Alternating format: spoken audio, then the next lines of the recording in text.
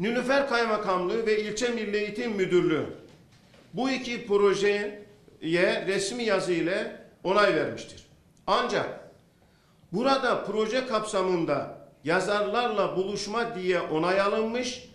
Bu bağlamda 11 Ekim 2016 Salı günü Üç Evler Kütüphanesi ve Nazım Hikmet Kültür Evi'nde Muzaffer İzgü ile öğrencileri buluşturmayı amaçlanmış.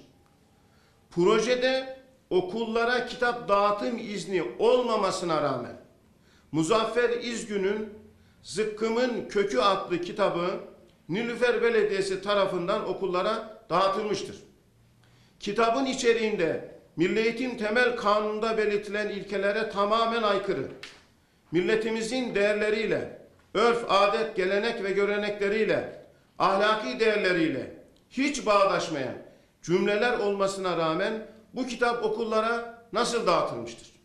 Burada ifade edemeyeceğimiz çok bozuk üslupla yazılmış cümlelerin öğrencilerin düşünce dünyasında beden, zihin, ahlak, ruh ve duygu bakımından nasıl tahribat yapacağını kamuoyunun takdirine bırakıyoruz. Şimdi buradan soruyoruz.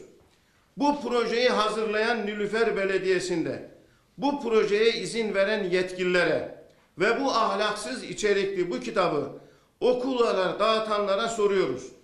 Bu ahlaksızlığın hesabını kim verecek?